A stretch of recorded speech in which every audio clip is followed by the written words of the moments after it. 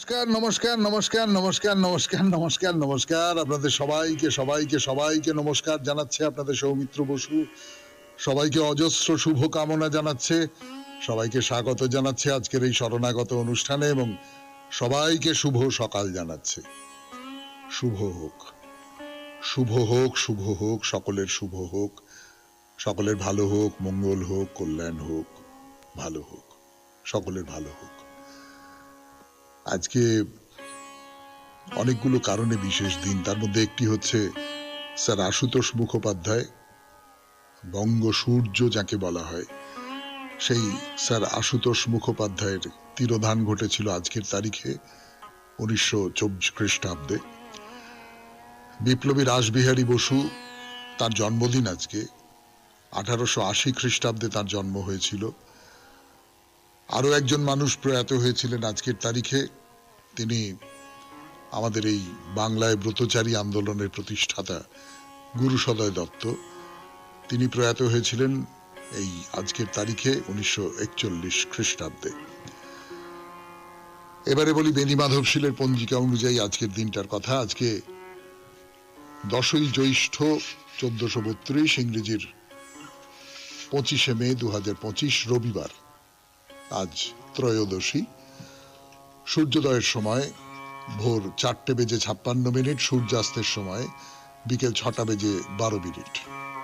নক্ষত্র অশ্বিনী। আজকে জন্মে মেষ রাশি, ক্ষত্রিয় বর্ণ, মতান্তরে বৈশ্য বর্ণ, দেবগণ। দিনের বেলা 9:10 গতে নরগণ। আমাদের হোয়াটসঅ্যাপে চিঠি পাঠাবার নাম্বার 9831922927। চিঠির গোড়ায় অতি অবশ্যই SG লিখতে হবে। আজকে শরণাগত, রবিবারের শরণাগত, মহাপ্রভু শ্রী চৈতন্যদেবের শরণাগত। তার জীবন কথা আলোচনা করছি আমরা, দীর্ঘদিন ধরে তার জীবন কথা নিয়ে বলে চলেছি এবং অনন্ত সেই জীবন যাপন। এখন তিনি নীলাচলে, সেই নীলাচলের যে পর্ব, সেই পর্ব নিয়ে কথা বলছি। বাংলার ভক্তরা এসেছেন সকলে এবং অদ্বৈত আচার্যের নেতৃত্বে মহাপ্রভুর বন্দনা গান করা হচ্ছে। মহাপ্রভু তাতে অসন্তুষ্ট হয়েছেন, কিন্তু তারপরে তিনি শিষ্যদের সঙ্গে, তার যে অনুরাগী মানুষজনেদের সঙ্গে সংকীর্তনে মেতে উঠেছেন। এই রকম একটা জায়গায় শেষ করেছিলাম গতদিনের রবিবারের শরণাগত। তারপর থেকে শুরু করব গানের পর। শুনছেন 92.7 বিগ FM এ রবিবারের শরণাগত। আমি আছি আপনাদের সঙ্গে, আপনাদের সৌমিত্র বসু। সে সংকীর্তনে সবাই মিলে একেবারে উল্লাস, মহাপ্রভু তার মধ্যে রয়েছেন।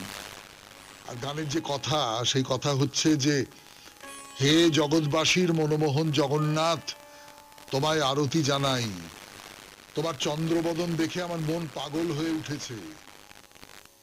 স্বরূপ মনের উল্লাসে গান গাইছেন মহাপ্রভু। গানের ধুয়া ধরে সকলের সঙ্গে গাইতে গাইতে প্রেমে একেবারে বিভোর হয়ে পড়েছেন।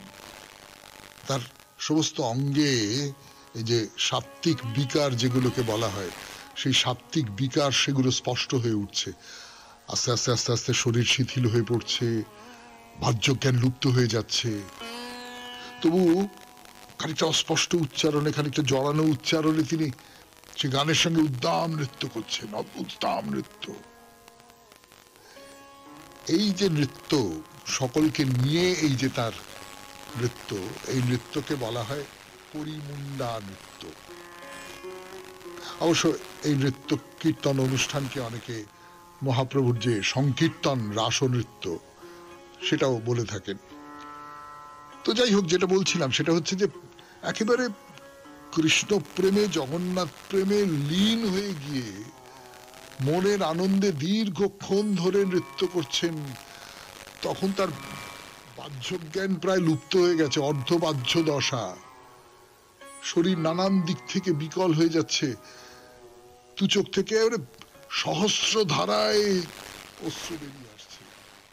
আর মাঝে মাঝে বল বল বলে চিৎকার করছেন, দুহাত তুলে ঈশ্বরের কাছে আরতি জানাচ্ছেন। আর ভক্তরা সবাই হরিবল হরিবল হরিবল হরিবল বলছেন। আর মাটিতে লুটিয়ে পড়ছেন মন্দিরের যে চাতাল, সেই চাতালের মধ্যে লুটিয়ে পড়ে সারা গায়ে ধুলো মাখছেন, মন্দিরের ধুলো। এই করতে করতে করতে করতে করতে করতে মহাপ্রভু আস্তে আস্তে অন্তর্দশায় চলে গেলেন, জ্ঞান হারিয়ে মন্দিরের চত্বরে লুটিয়ে পড়লেন। তাকে এই অজ্ঞান অবস্থা থেকে জ্ঞানে ফিরিয়ে আনবার উপায় কি? কৃষ্ণ নাম। কৃষ্ণ নাম করতে হবে। তো নিত্যানন্দ তার পাশে বসে নিচু হয়ে তার কানের কাছে হরে কৃষ্ণ কৃষ্ণ কৃষ্ণ হরে হরে কৃষ্ণ নাম শোনাচ্ছেন। আর ভক্তরা সব নাম ও কীর্তন করছেন, চারিদিকে হরিধ্বনি হচ্ছে, শঙ্খধ্বনি হচ্ছে। অনেকক্ষণ ধরে কৃষ্ণ নাম করবার পর মহাপ্রভুর জ্ঞান ফিরে এসেছে। গোবিন্দ দাস কি লিখছেন? গোবিন্দ দাস লিখছেন, নিত্যানন্দ মুখ হেরি বলে পহু হরি হরি, কৃষ্ণ কৃষ্ণ ডাকে উচ্চ ঈশ্বরে, সোঙারি শ্রী বৃন্দাবন প্রাণ করে উচাটন, পরশ করয় রায়ের করে। এই করতে করতে করতে করতে বেলা হয়ে গেছে, সময় উত্তীর্ণ হয়ে যাচ্ছে। তো তার সঙ্গী যারা ছিলেন তারা তাকে ধরে ধরে ধরে ধরে সমুদ্রে নিয়ে গিয়ে স্নান করিয়ে আবার বাসায় ফিরিয়ে নিয়ে গেছেন এবং কিছুক্ষণ ওখানে বসে রইলেন যে মহাপ্রভু কেমন আছেন, তার শরীর কেমন আছে। না, ভালোই আছে। এটা দেখে মহাপ্রসাদ খেয়ে নিজের নিজের বাসায় ফিরে গেলেন। তো এইভাবে দিন কাটলো। বাংলার যে যাত্রী দল তারা শেষ হলো, রথযাত্রার উৎসব, স্বদেশের পথে চলে গেলেন। এবারে মহাপ্রভুর যে সঙ্গটা পেয়েছেন তারা নতুন রকমের অভিজ্ঞতা এসেছে তাদের জীবনে। একটা অদ্ভুত দৈবী প্রেমের রূপ ধরে দীপ্ত হয়ে উঠেছেন মহাপ্রভু। তো এই কথাগুলো তো নবদ্বীপে গিয়ে বলতে হবে, এই কথাগুলো তো বাংলায় গিয়ে বলতে হবে। সে বাংলায় গিয়ে বলবার জন্যে তারা রওনা হয়ে পড়লেন। শুনছেন রবিবারের শরণাগতে মহাপ্রভুর কথা, 92.7 বিগ FM এ শরণাগত অনুষ্ঠানে ফিরে আসছি আরো কথা বলবার জন্য। রথযাত্রা শেষ করে মহাপ্রভুর সঙ্গ লাভ করে ফিরে গেলেন। তারপর থেকে মহাপ্রভুর আচারে ব্যবহারে এই সমস্ত কিছুতে, তার ভঙ্গিমায় অনেকগুলো বদল দেখা দিল। দিনের বেলায় ভক্তরা আসেন তার কাছে, তাদের সঙ্গে তিনি নানান রকমের আলাপ করেন, কথাবার্তা বলেন, ধর্ম নিয়ে কথা বলেন, আধ্যাত্মিকতা নিয়ে কথা বলেন, কৃষ্ণ নিয়ে কথা বলেন। সেই সময়টা বিশেষ কিছু বোঝা যায় না, হয়তো কখনো কখনো একটু বাহ্য জ্ঞান লুপ্ত হয়ে গেল বা কিছু হলো, কিন্তু খুব তীব্রভাবে তিনি যে ওরকম অন্যরকম হয়ে যাচ্ছেন এটা বোঝা যেত না। হঠাৎ একটু আনমনা হয়ে গেলেন, হঠাৎ মুখে একটা হাসি ফুটে উঠলো, খুব তৃপ্তির একটা হাসি। জিজ্ঞেস করলে বলতেন না কিছু, এড়িয়ে যেতেন। কিছু একটা উপলব্ধি হয়েছে তার মনের মধ্যে, কিন্তু সেই উপলব্ধিটা ঠিক কি সেইটা তার ভক্ত পরিকর যারা আছেন তাদের কাছে বলতেন না। এবং যদি কেউ আরো বেশি করে জিজ্ঞেস করতেন, নিজে সংকোচ বোধ করতেন, তাহলে উঠে চলে যেতেন। কখনো কখনো আবার খুব বাচ্চা ছেলের মতন ব্যবহার করতেন। তখন আর নাম জপের দিকে মন থাকতো না। তখন ওই বিশেষ করে একা যখন থাকতেন রাতের বেলা বা নির্জন পরিবেশে, তার মধ্যে একটা অন্য রকমের একটা দৈবী ভাব, সেইটা যেন আস্তে আস্তে আস্তে আস্তে মেঘের মতো ছড়িয়ে পড়ত। কৃষ্ণ প্রেম পেতে হবে, কৃষ্ণ প্রেম লাভ করতে হবে, কেন বাচ্চা ছেলের মতন কিরম একটা করতেন। কৃষ্ণ কৃষ্ণ কৃষ্ণ কৃষ্ণ বলে কীর্তন করতেন। আবার কখনো কখনো রাধা হয়ে যেতেন, রাধা হয়ে গিয়ে কৃষ্ণ অভিসারের জন্য একেবারে চঞ্চল হয়ে উঠতেন। মানে এইরকম করে দিন যাচ্ছে মহাপ্রভুর। তার এই যে কৃষ্ণের বিরহ, তার ফলে যে দেহে নানান রকমের বিকার, যাকে বিকার বলে আর কি, সেই সমস্তগুলো মহাপ্রভুর মধ্যে চলে আসছে।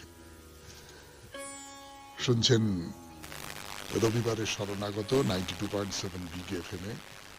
আমি আছি আপনাদের সঙ্গে, আপনাদের সৌমিত্র বসু। শোনাচ্ছি মহাপ্রভুর পূর্ণ জীবনের কথা। ফিরে আসছি তাদের পর। রাত্রির বেলা মহাপ্রভুর মধ্যে কিন্তু নানান রকমের পরিবর্তন দেখা দিত। রাত্রিবেলা নির্জন, তখন তিনি একা, তখন একেবারে উন্মাদ হয়ে যেতেন যেন। এবং এইটা তো গোবিন্দ ছিলেন, গোবিন্দ তাকে দেখাশোনা করতেন। তিনি অন্যদের বলেছেন, স্বরূপকে বলেছেন, রায় রামানন্দকে বলেছেন। তো তারা বললেন যে না, তাহলে আমরাও রাত্রির বেলা এখানেই থাকবো। তো মহাপ্রভু তাদের কাছে পেয়ে খুব খুশি। তাদের মুখে কৃষ্ণলীলার কথা শুনতেন, পদগীতি শুনতেন, এবং তার ফলে ওই যে রাত্রিবেলা যে উন্মাদ ভাবটা, সেইটা একটু কমেও এলো। আর এইটা আপনারা সকলে জানেন, বলেছি আগে আপনাদের, যে মহাপ্রভু যেখানে থাকতেন তার পাশেই হরিদাসের কুটির। হরিদাস মহাপ্রভুর সঙ্গে থাকবেন না, তিনি নিজেকে খুব অন্তজ বলে মনে করেন, তিনি একটা আলাদা জায়গায় থাকবেন। তো মহাপ্রভু প্রতিদিন গোবিন্দকে দিয়ে তার প্রসাদ পাঠিয়ে দিতেন। হরিদাস নীলাচলে আসার দিন থেকেই ওই হরিদাস যাতে ভালো করে থাকেন, ঠিকঠাক থাকেন, তার পরিচর্যা ইত্যাদি ইত্যাদির ব্যাপারে মহাপ্রভু খুব সতর্ক দৃষ্টি রাখতেন এবং তার খাবার দাবার পাঠিয়ে দিতেন, খোঁজ খবর নিতেন। হরিদাসের তো বয়স হয়েছে, মহাপ্রভুর থেকে বয়সে অনেক বড়। এই 1527 খ্রিস্টাব্দ নাগাদ হরিদাস খুব অসুস্থ হয়ে পড়লেন, খুব অসুস্থ হয়ে পড়লেন। তো একদিন গোবিন্দ সকালবেলায় তার জন্য প্রসাদ নিয়ে গেছেন। তো দেখেন হরিদাস বকুলতলায় শুয়ে আছেন, খুব দুর্বল শরীর, চোখ বন্ধ করে বুকের ওপর হাত দুটো রেখে নিশ্চল হয়ে পড়ে আছেন। তো গোবিন্দ প্রসাদ নিয়ে এসে তার পাশে দাঁড়িয়ে আছেন, তিনি দেখছেন। কিন্তু হরিদাস কিরকম একটা, মুখটা মলিন হয়ে গেছে, শুকিয়ে গেছে, নিষ্প্রভ হয়ে গেছেন তিনি। শরীরটাকে নিয়ে একটু উঠে বসবেন সেই ক্ষমতাটুকু আর নেই, এমনকি কথাও বলতে পারছেন না, এরকম একটা অবস্থা। তবুও তিনি যেন কিছু বলছেন, তার ঠোঁটটা কাঁপছে, সে যে কম্পন সেইটার থেকে বুঝতে পারা যাচ্ছে। অস্ফুটে নাম জপ করতেন তিনি। 3 লক্ষ বার নাম জপ করতেন, প্রতিদিন 3 লক্ষ বার নাম জপ করতেন। তা গোবিন্দ তো মহাপ্রভুর পাঠানো প্রসাদের পাত্র নিয়ে অনেকক্ষণ ধরে পাশে দাঁড়িয়ে আছেন। বুঝতে পারছেন যে নাম জপ করতে কষ্ট হচ্ছে, এবং হরিদাস যে তখন গোবিন্দ এসেছেন বলে তার কাছ থেকে প্রসাদ গ্রহণ করবেন এরকম কোনো আভাস পাওয়া যাচ্ছে না।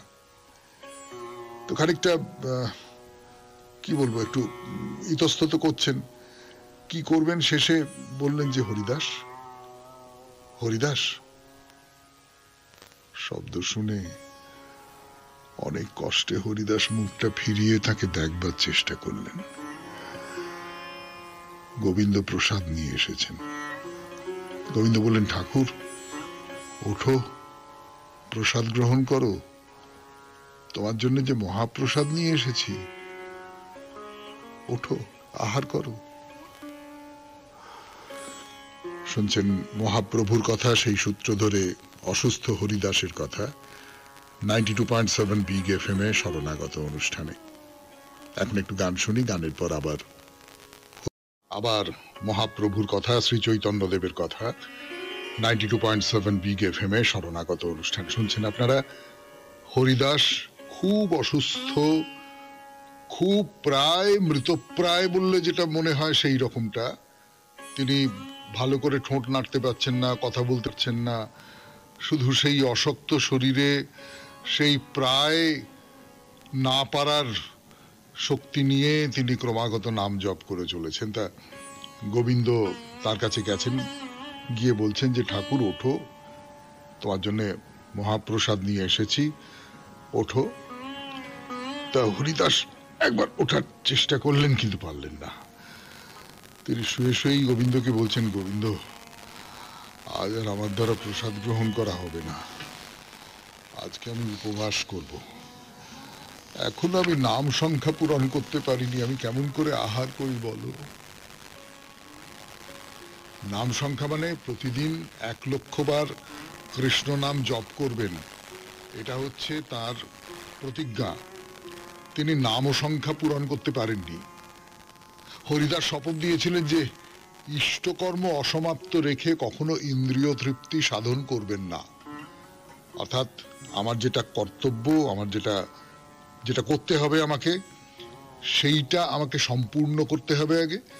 তারপর আমার ইন্দ্রিয়ের জন্য যা কিছু, আমার চক্ষু, কর্ণ, নাসিকা, জিহ্বা, ত্বক, আমার শরীর, আমার বেঁচে থাকা, এই যে জাগতিক যে বেঁচে থাকা, শারীরিকভাবে বেঁচে থাকা, তার জন্য যা যা কিছু করবার, সেগুলো তার পরে, আগে আমার যে ইষ্টকর্ম সেইটা সম্পাদন করতে হবে। কিন্তু এটাও হরিদাস জানেন, শাস্ত্রেই বলা আছে যে মহাপ্রসাদ যখনই আনা হোক না কেন, যে মুহূর্তে তুমি এটা পাচ্ছ, যে মুহূর্তে এটা তোমার সামনে আসছে, সেই মুহূর্তে তোমাকে এটা গ্রহণ করতে হবে। মহাপ্রসাদকে প্রত্যাখ্যান করা যাবে না। তার এটা এটা একটা একটা দ্বিধার মধ্যে পড়লেন তো। মানে একদিকে তার মনে হচ্ছে যে আমার তো নাম জপ শেষ হয়নি, আমি কি করে মহাপ্রসাদ গ্রহণ করব, অথচ মহাপ্রসাদ আমার সামনে চলে এসেছে, আমি তাকে কি করে প্রত্যাখ্যান করব। তা গোবিন্দকে বলছেন যে তুমি মহাপ্রসাদ নিয়ে এসেছো, কৃষ্ণের প্রসাদ, আমি কি করে তা উপেক্ষা করি। তো অনেক কষ্টে দেহটাকে একটু তুলে, খুব কুণ্ঠার সঙ্গে, খুব সংকোচের সঙ্গে, খুব কি বলবো অপরাধ বোধের সঙ্গে তিনি গোবিন্দর হাত থেকে প্রসাদের সামান্য একটু অংশ নিয়ে মুখে দিলেন। তো গোবিন্দ ফিরে গেলেন। ফিরে গিয়ে বলা বাহুল্য মহাপ্রভুকে বললেন যে হরিদাস তার এইরকম অবস্থা, তিনি মহাপ্রভুকে জানালেন। তো মহাপ্রভু প্রত্যেকদিন খুব ভোরবেলা উঠে শয্যা ত্যাগ করে তার যে নিত্য নৈমিত্তিক যে সমস্ত সেগুলো করে নিয়ে মন্দির থেকে জগন্নাথ দেবের সেবা শুরুর আগে ওই যে একটা শঙ্খধ্বনি হয় আর কি, সেই শঙ্খধ্বনি শুনে জগন্নাথ দেবকে দর্শন করবার জন্যে মন্দিরে যান। সঙ্গে তার যারা সঙ্গী সাথী তারাও থাকেন, একসঙ্গে মিলে তারা মন্দিরে যান। তো গোবিন্দ তো বলেছেন তাকে সব কথা। তো মন খুব খারাপ, খুব খারাপ মন নিয়ে পরদিন ভোরবেলা কাউকে কিচ্ছু না বলে, কাউকে কিচ্ছু না জানিয়ে তিনি মন্দিরে বিগ্রহ দর্শনে গেলেন। তারপর সেখানে বিগ্রহ দর্শন করলেন, মঙ্গল আরতি হলো, কিছুক্ষণ সেখানে থেকে এবার হরিদাসের কুটিরে গেলেন। শুনছেন 92.7 বিগ এফএম এ শরণাগত অনুষ্ঠানে মহাপ্রভুর কথা। আমি আছি আপনাদের সঙ্গে, আপনাদের সৌমিত্র বসু। ফিরে আসছি গানের পর।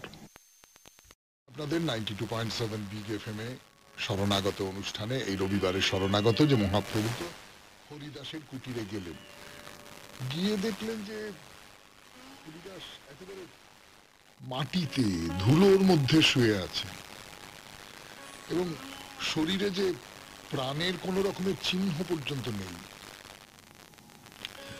তো হরিদাস খুব খুব অসুস্থ এরকম একটা অবস্থায় হঠাৎ কিছু একটা শব্দ তার কানে গেছে। তিনি চোখ মেলে তাকিয়ে দেখলেন মহাপ্রভু তার পাশে এসে দাঁড়িয়ে রয়েছেন। হরিদাস খুব কষ্ট করে, খুব কোনো মতে হাতটা বাড়িয়ে মহাপ্রভুর পায়ে ধুলো নিলেন। তার সামনে মহাপ্রভু শ্রী চৈতন্যদেব দাঁড়িয়ে আছেন। তার মন তৃপ্তিতে ভরে উঠেছে। তিনি এক দৃষ্টি তাকিয়ে রয়েছেন। প্রভু, প্রভু তুমি এসেছো, প্রভু তুমি এসেছো। তা মহাপ্রভু জিজ্ঞেস করলেন যে হরিদাস তুমি কেমন আছো, ভালো আছো তো, বলো তুমি ভালো আছো। মহাপ্রভুর চোখে জল। তিনি বুঝতে পারছেন যে হরিদাস ভালো নেই। তো হরিদাস বলছেন যে প্রভু শরীর তো ভালো আছে, কিন্তু মন বুদ্ধি একেবারেই ভালো নেই। এখন এইটা আপনারা সকলে জানেন যে শরীরটা খুব গুরুত্বপূর্ণ ব্যাপার নয় ভক্তদের কাছে। শরীর তো ছেড়ে চলে যেতে হবে। আমার মনের মধ্যে কি আছে না আছে, আমার মনের মধ্যে কৃষ্ণ জেগে আছেন কিনা, আমার মনের মধ্যে আমার প্রভু জেগে আছেন কিনা, সেটাই হলো আসল কথা।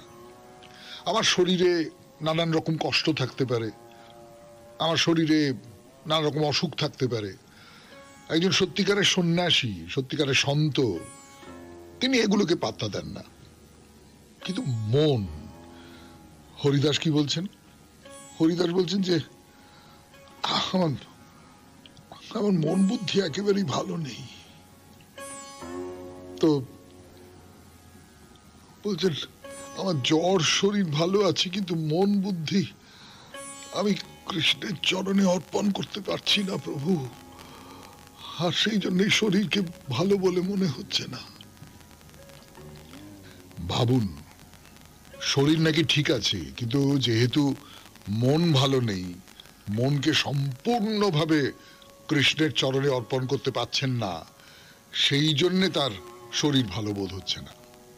কিন্তু মহাপ্রভু তো এই কথায় সন্তুষ্ট হবার লোক নন। তিনি বললেন, তোমার কি কোনো অসুখ করেছে হরিদাস? হরিদাস বললেন যে প্রভু, অসুখ বলতে আমি নাম জপের সংখ্যা পূরণ করতে পারছি না। নাম জপের সংখ্যা পূরণ করতে পারছি না, এইটা হচ্ছে হরিদাসের অসুখ।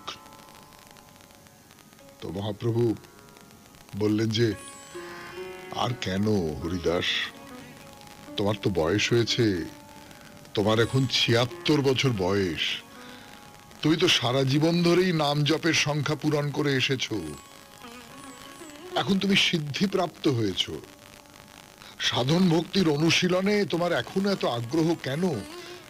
এবারে তুমি নাম জপের সংখ্যা কমিয়ে দাও হরিদাস।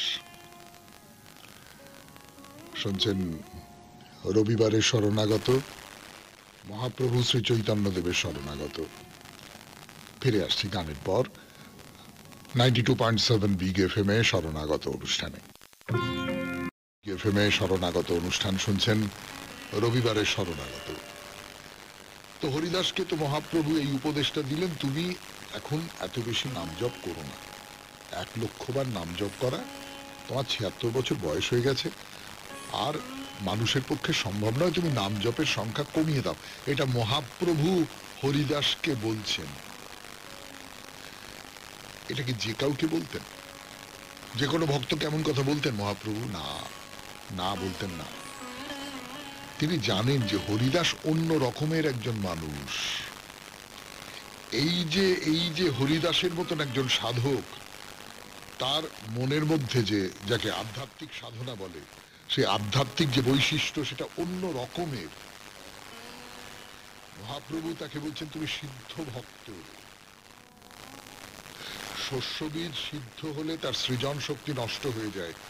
হরিদাসের যে আধ্যাত্মিক চেতনা, সেই রকম একটা জায়গায় যে তিনি সাধন ভক্তির অনুসরণে সব সময় ভগবানে আত্মনিবেদন করে রেখে এই যে প্রেম রস সুধা, সেই আস্বাদন করছেন, সব সময় তাতেই মগ্ন হয়ে আছেন। এই যে পার্থিব জগৎ, এই পার্থিব জগতের কোনো কিছুতে তার মন আকৃষ্ট হয় না।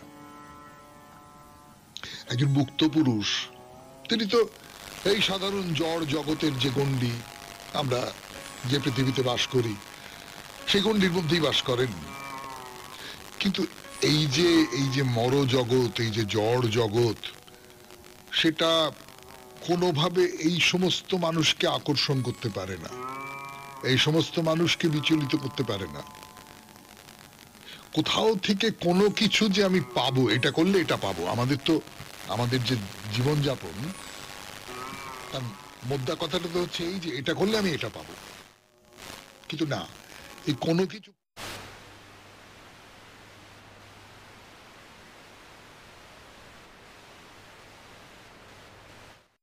সেই রকমের একজন মানুষ। এবং সেটা বুঝতে পেরেই মহাপ্রভু হরিদাসকে বলছেন যে তুমি এত বেশি নাম জপ করো না, তোমার বয়স হয়ে গেছে, তুমি কখনো এইরকম এত এত এত বেশি করে তোমাকে সাধনার মধ্যে থাকতে হবে না, তোমার শরীর দিচ্ছে না, সোজা কথায়। তো শাস্ত্রে যেটা বলছে যে 1000 বছরে কখনো হয়তো কেউ একজন সিদ্ধ হয়, তারা সব মায়ার অতীত, তারা শুধু মায়ার সঙ্গে অভিনয় করে যান, এটা গীতায় আছে। তো হরিদাস সেই রকমের একজন সিদ্ধ সাধক। শুনছেন হরিদাসের কথা, শ্রী চৈতন্যদেবের কথা 92.7 বিগ এফএম এ শরণাগত অনুষ্ঠানে। আরো কথা ফিরে আসছি গানের পর। বলছিলাম আপনাদের 92.7 বিগ এফএম এ শরণাগত অনুষ্ঠানে মহাপ্রভু যে হরিদাসকে বলছেন যে তুমি তোমার নাম জপের সংখ্যা কমিয়ে দাও, সেটা এইটা মাথায় রেখেই বলছেন যে ও তো সিদ্ধ পুরুষ, ওর আর এত কিছু দরকার নেই। এবং এই যে ভক্তি অনুশীলন করা, এটা তো এমনি এমনি শুধু ভক্ত হলুম তা তো নয়, এটা একটা কঠোর একটা অনুশীলন আছে। বলছেন এই সমস্ত তুমি করো না, তুমি আর কর্ম অনুষ্ঠান করো না হরিদাস, তুমি হচ্ছে নামাচার্য। তোমার এই পৃথিবীতে আবির্ভাব হয়েছে নামের মহিমা প্রকাশ করবার জন্য, যাতে জগৎ উদ্ধার পায়। একটা কথা মনে রাখবেন, হরিদাস কিন্তু যবন, হ্যাঁ যবন হয়েও তার ভেতরে এই প্রবল ভক্তি নিষ্ঠা। এবং শ্রী চৈতন্যদেব তাকে এই চোখে দেখছেন, তিনি যবন হওয়া সত্ত্বেও। এই যে যবন হরিদাস, তিনি যে এই রকম করে কৃষ্ণ নাম করেন, কৃষ্ণ নাম লক্ষ্যবার কৃষ্ণ নাম করছেন, কৃষ্ণ ছাড়া তিনি আর কিছু জানেন না। এবং অকুত ভয়ে তিনি সব জায়গায়, এখনকার কথা আলাদা, এখন নীলাচলে যখন মহাপ্রভু আছেন তখন হরিদাসও সেখানে আছেন, অন্য একটা জায়গায় কুটিরে আছেন। কিন্তু হরিদাস নাম ও কীর্তন করতে নানান জায়গায় ঘুরে বেরিয়েছেন। এবং তখন মুসলমান নবাব তাকে শাস্তি দেবার জন্য 22টা বাজারে ঘুরিয়ে বেত মেরেছেন তাকে, 22 বাজারে ঘুরিয়ে বেত মেরেছেন। সেই বেতের যে ক্ষত চিহ্ন এখনো পর্যন্ত তার শরীরে রয়েছে। তো কিন্তু না, আমার নাম তুমি কেড়ে নিতে পারবে না।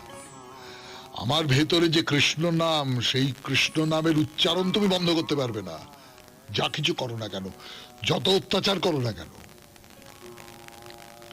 আপনাদের বলি এই হরিদাসের কথা, আর একটা ঘটনার কথা বলি, কিন্তু বলবার আগে একটু গান শুনে নি 92.7 বিগ এফএম এ শরণাগত অনুষ্ঠানে। তারপর আবার হরিদাসের কথা। রাত্রির বেলা মহাপ্রভুর মধ্যে কিন্তু নানান রকমের পরিবর্তন দেখা দিত।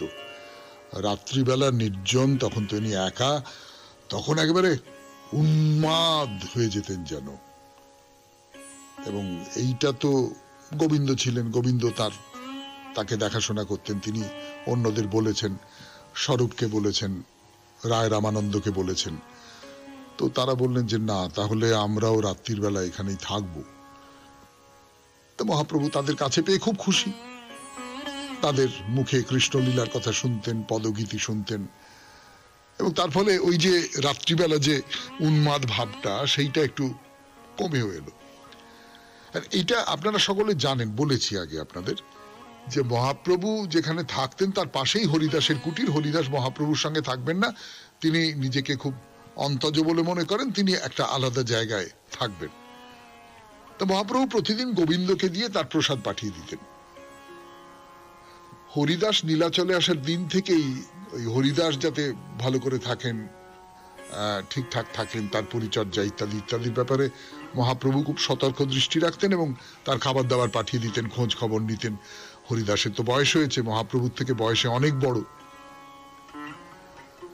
এই 1527 খ্রিস্টাব্দ নাগাদ হরিদাস খুব অসুস্থ হয়ে পড়লেন।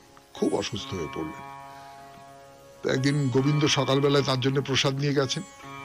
তো দেখেন হরিদাস বকুলতলায় শুয়ে আছেন, খুব দুর্বল শরীর, চোখ বন্ধ করে বুকের ওপর হাত দুটো রেখে নিশ্চল হয়ে পড়ে আছেন। তো গোবিন্দ প্রসাদ নিয়ে এসে তার পাশে দাঁড়িয়ে আছেন, তিনি দেখছেন।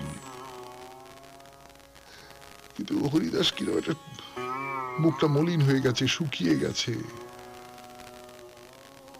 নিষ্প্রভ হয়ে গেছেন তিনি। শরীরটাকে নিয়ে একটু উঠে বসবেন সেই ক্ষমতাটুকু আর নেই। এমনকি কথাও বলতে পারছেন না, এরকম একটা অবস্থা। তবুও তিনি যেন কিছু বলছেন, তার ঠোঁটটা কাঁপছে, সে যে কম্পন সেইটার থেকে বুঝতে পারা যাচ্ছে। অস্ফুটে নাম জপ করতেন তিনি। 3 লক্ষ বার নাম জপ করতেন, প্রতিদিন 3 লক্ষ বার নাম জপ করতেন। গোবিন্দ তো মহাপ্রভুর পাঠানো প্রসাদের পাত্র নিয়ে অনেকক্ষণ ধরে পাশে দাঁড়িয়ে আছেন। বুঝতে পারছেন যে নাম জপ করতে কষ্ট হচ্ছে, এবং হরিদাস যে তখন গোবিন্দ এসেছেন বলে তার কাছ থেকে প্রসাদ গ্রহণ করবেন এরকম কোনো আভাস পাওয়া যাচ্ছে না। তো খানিকটা কি বলবো, একটু ইতস্তত করছেন, কি করবেন। শেষে বললেন যে হরিদাস। শব্দ শুনে অনেক কষ্টে হরিদাস মুখটা ফিরিয়ে তাকে দেখবার চেষ্টা করলেন। গোবিন্দ প্রসাদ নিয়ে এসেছেন। গোবিন্দ বললেন, ঠাকুর ওঠো, প্রসাদ গ্রহণ করো, তোমার জন্য যে মহাপ্রসাদ নিয়ে এসেছি, ওঠো, আহার করো। শুনছেন মহাপ্রভুর কথা, সেই সূত্র ধরে অসুস্থ হরিদাসের কথা 92.7 বিগ এফএম এ শরণাগত অনুষ্ঠানে। এখন একটু গান শুনি, গানের পর আবার বলছেন যে তুমি আমায় কিছু বলবে হরিদাস? বলো না, বলো।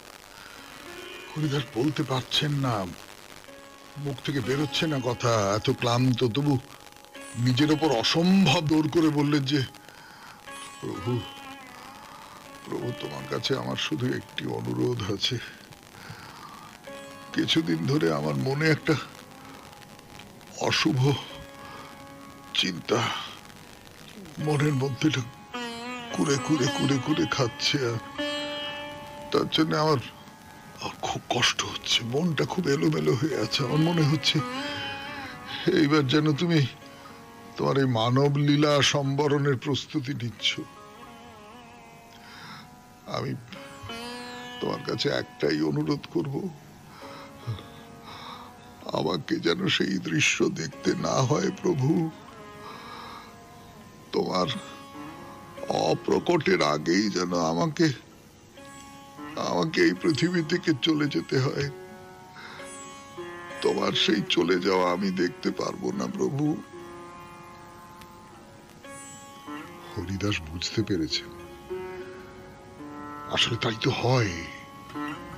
যিনি সিদ্ধ পুরুষ, যিনি সাধক, তিনি অনেক দূর পর্যন্ত দেখতে পান। হরিদাসও দেখতে পেয়েছেন যে মহাপ্রভু আর বেশি দিন এখানে নেই, এই পৃথিবীতে তিনি নেই। তিনি আস্তে আস্তে আস্তে আস্তে বিদায় নিচ্ছেন এই পৃথিবী থেকে, এবং তার মন অসহ্য কষ্টে একবার ছটফট করছে। কিন্তু কি কারণে তার মনের মধ্যে এই কথাগুলো জাগলো সেইটা বার করা খুব মুশকিল। আসলে ধরুন একটা বিশাল একটা প্রাসাদ, হ্যাঁ, সেটা ভেঙে পড়ে যাবে। এই ভেঙে পড়ে যাবার আগে, এটা যে ভেঙে পড়ে যাবে তার নানান রকমের এই যে বিপর্যয়টা ঘটবে, তার নানান রকম সব চিহ্ন, তার নানান রকম সমস্ত আভাস, এগুলো তো ফুটে উঠতে দেখা যায়।